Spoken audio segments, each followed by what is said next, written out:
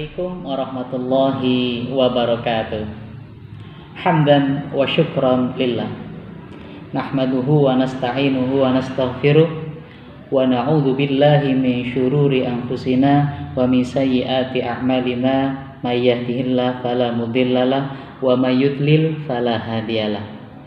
Asyhadu an la ilaha illallah wa asyhadu anna Muhammadan abduhu wa rasuluh. Allahumma sholli wa sallim wa barik ala nabiyyina Muhammad wa ala alihi wa sahbihi ajma'in. Amma ba'd, fala haula wala quwwata illa billahil aliyyil azim.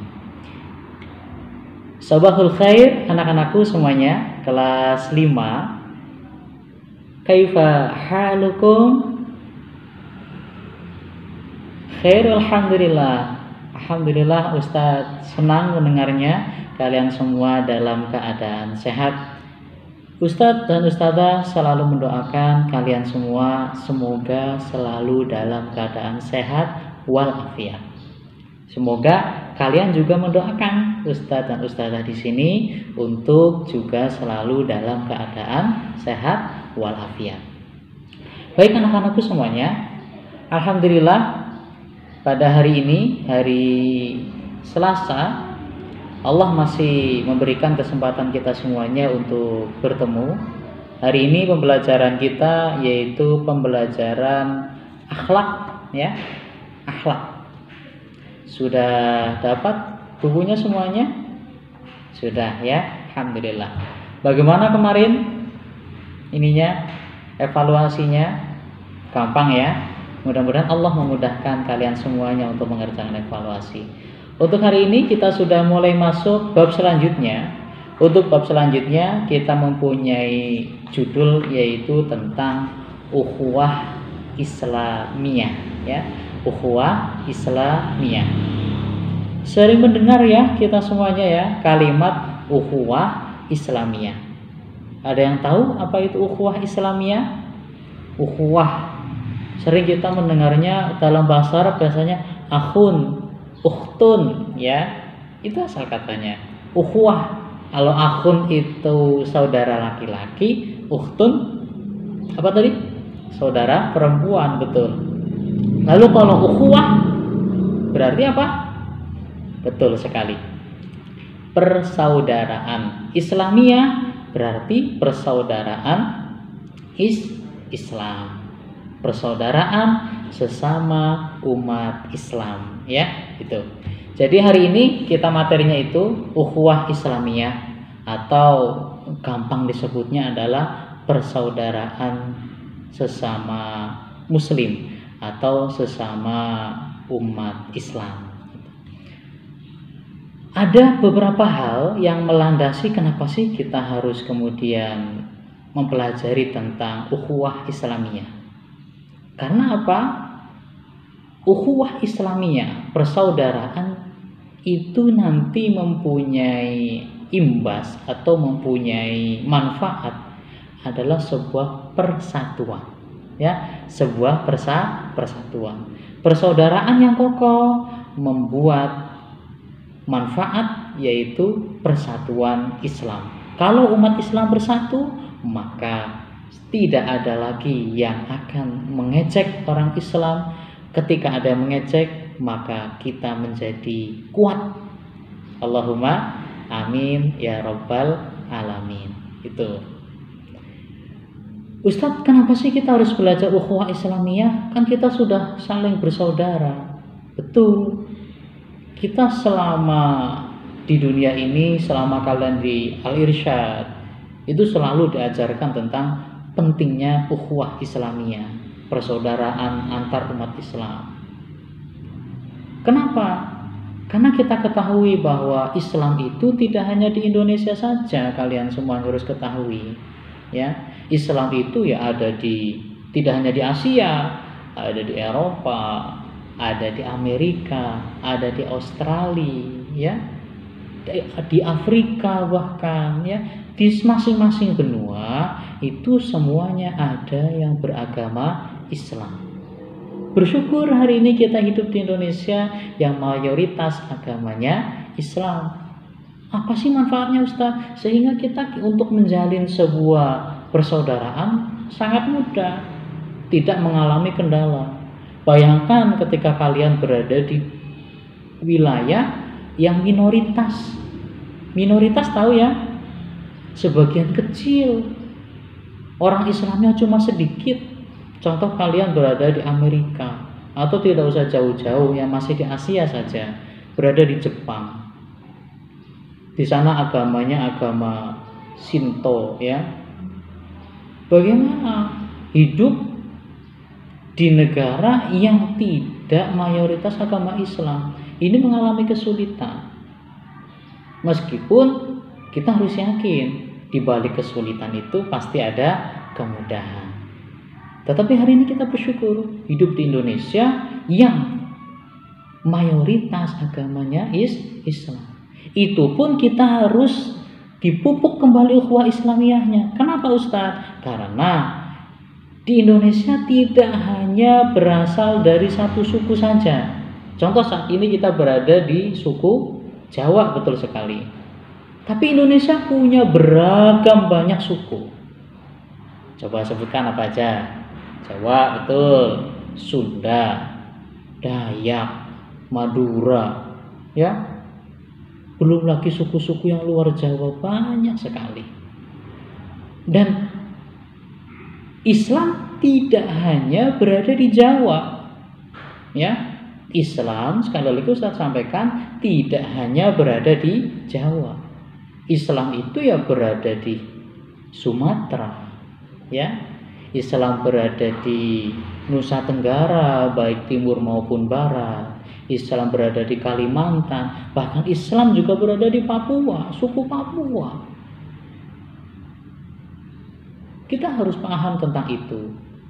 Jadi jangan kemudian kita beranggapan bahwa Islam itu hanya di Jawa, orang Jawa saja Islam. Salah. Islam itu adalah agama yang rahmatal lil alamin. Islam itu agama untuk semua alam, rahmat untuk semua alam.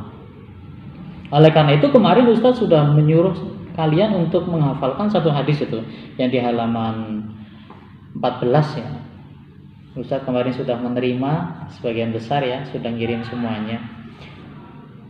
Kita baca bareng-bareng, ikut Ustadz Biki. Al-muslimu akhul muslim, la yadlimuhu wala yakdzibuhu wala yahqiruhu. Kita ulangi bersama-sama. Wahid, isnan, salasa. Al-muslimu akhul muslim, la yadlimuhu wala yakdzibuhu wala yahqiruhu. Hadis riwayat Muslim. Artinya apa? Al-muslimu akhul muslim. Seorang muslim adalah saudara bagi muslim lainnya. Lanjutannya, la yadlimuhu, maka tidak boleh menzaliminya. Wala yakdzibuhu, dan tidak boleh berbohong kepadanya. Wala yahqiruhu, dan tidak boleh menghinanya. Hadis riwayat Muslim. Perintah Nabi Muhammad SAW sudah menyampaikan, setiap muslim adalah saudara bagi muslim lainnya. Maka kita dilarang la yadlimuhu, tidak boleh menzalimi. Nakal contoh, tidak boleh. Wala yakdzibuhu, dan juga tidak boleh membohongi.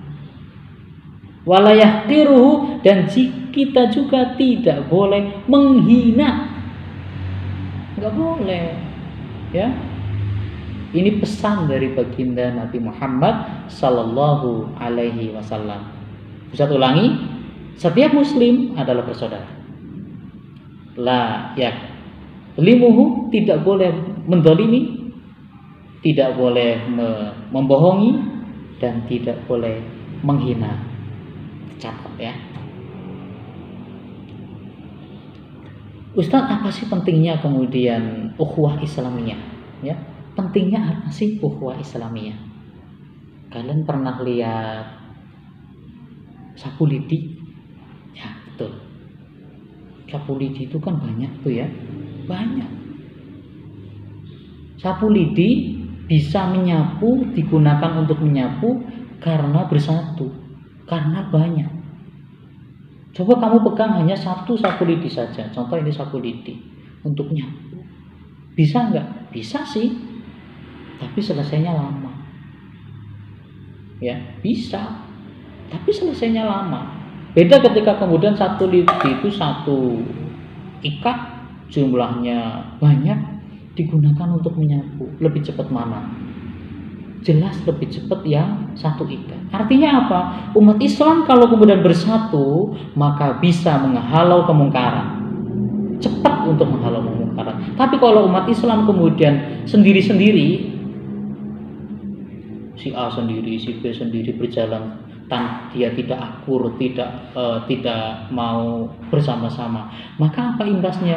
Ya lama Islam itu nanti untuk memberantas kemungkaran. Oleh karena itu apa? Islam selalu mengajarkan tentang ukhuwah Islamiyah, karena nanti manfaatnya adalah umat Islam akan bersatu. Kalau umat Islam bersatu, maka umat Islam tidak akan dilecehkan oleh orang lain atau umat lain.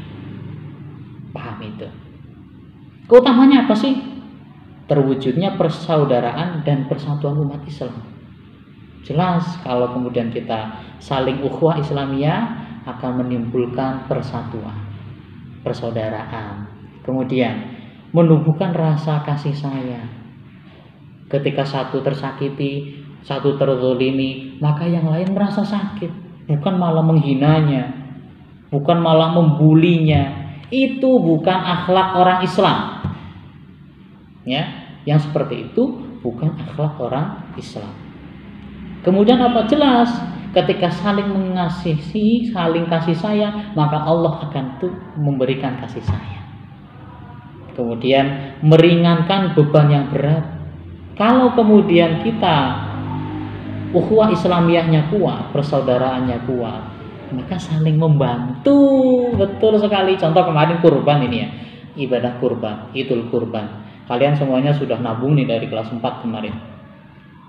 Itu karena ukhuwah Islamiyah kita, rasa persaudaraan Islam kita. Kita tidak mengenal umat Islam yang kemarin kita kasih kurban, contoh di kemarin di daerah Sumbang, Ustadz ya. Kalian kenal gak? Enggak, tapi di sana ada orang Islam. Maka di situ wujud kita ukhuwah Islamiyah bisa membantu beban orang lain. Bebannya apa? Di sana tidak ada kurban. Kita punya harta lebih, kita punya rezeki lebih, kita berikan di sana. Meskipun kita tidak kenal, tapi sama-sama orang Islam. Itu pentingnya. Ya.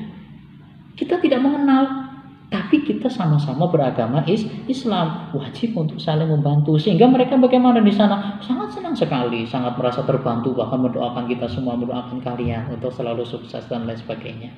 Itu. Apa saja sih hak-hak sesama muslim? Setidaknya ada berapa ini?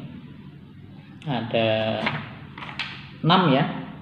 Hak-hak sesama muslim. Yang pertama ada memberi salam. Ingat, yang mengucapkan salam yang mendapat pahalanya lebih banyak loh ya. Menjawab salam, radus salam wajib. Menjawab salam wajib. Mengucapkan salam sunnah. Maka yang pahalanya lebih banyak yang mengucapkan dulu. Kalian harus berlomba-lomba ketika ketemu teman, ketemu ustadz-ustadzah untuk mengucapkan salam terlebih dahulu. Yang kedua, memenuhi undangan. Ketika dapat undangan, kita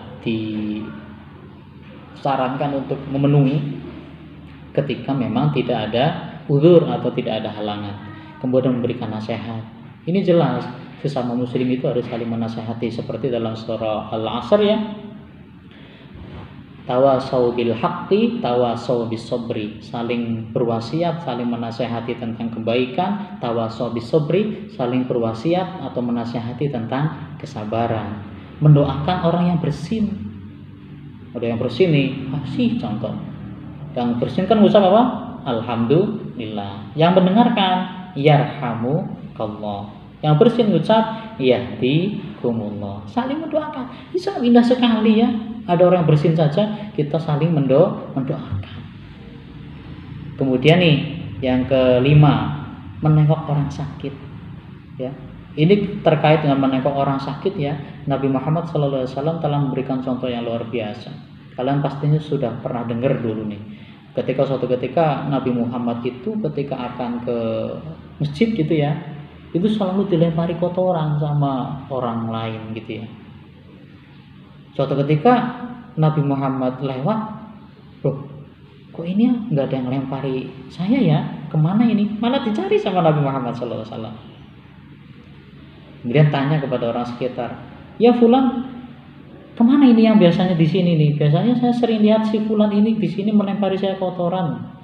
Jawabnya apa? Oh Nabi, si Fulan sedang sakit, didatangi oleh Nabi. Nabi niatnya menjenguk, tetapi ketika ketok pintu, assalamualaikum, assalamualaikum, si Fulannya ngomong, oh ternyata Nabi, si Fulan ini sudah takut sekali. Khawatirnya Nabi itu akan membalas. Ternyata apa? Nabi akan menjenguk, bukan untuk membalas. Ini sifat Nabi yang luar biasa. Disakiti, tetapi Nabi tidak membalas untuk menyakiti. Bahkan ketika yang menyakiti tersebut sakit, ditengok, dijenguk. Luar biasa bukan? Yang dicontohkan oleh Nabi Muhammad SAW.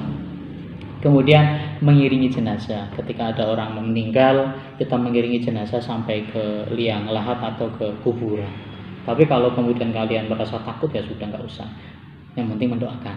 Tapi kalau sudah besar, nanti ketika tetangga ataupun saudara itu meninggal dunia, kita disunahkan untuk mengiringi ya sampai ke liang lahat, mengantarnya sampai liang lahat. Karena betapapun kita nanti juga yang akan diiringi. Hari ini kita mengiringi orang lain, nanti suatu saat kita yang akan diiringi oleh orang lain. Hari ini orang lain yang meninggal, suatu saat kita yang akan meninggal. Mudah-mudahan kita dalam keadaan husnul khotimah ketika meninggal ya. Allahumma amin. Itu di situ juga ada pada bersin ya. Ada pada bersin banyak ya. Nanti kemudian kalian pelajari. Ada refleksi bagus itu. Terus setelah ini silakan kalian kerjakan tuh di halaman 23 ya. Di halaman 22 dan 23 ya. Kerjakan di halaman 22 dan 23. Siap ya? Dikerjakan dengan baik. Kemudian kalau sudah selesai bisa kalian kirimkan hasilnya, difoto ya, kirim ke WA-nya Ustaz Vicky nggak apa-apa ya. Sebagai bukti bahwasanya kalian sudah mengerjakan. Ingat, tugasnya di halaman 22 dan 23. Kalian kerjakan, setelah itu difoto, kirim ke WA Ustaz Vicky. Mudah-mudahan kalian semuanya dalam keadaan sehat walafiat, selalu ibadahnya tepat waktu. Jangan lupa selalu olahraga biar kalian tetap sehat, makan yang teratur. Meskipun di rumah selalu belajar, jangan lelah untuk menuntut ilmu. Sekian, mohon maaf. Assalamualaikum warahmatullahi wabarakatuh.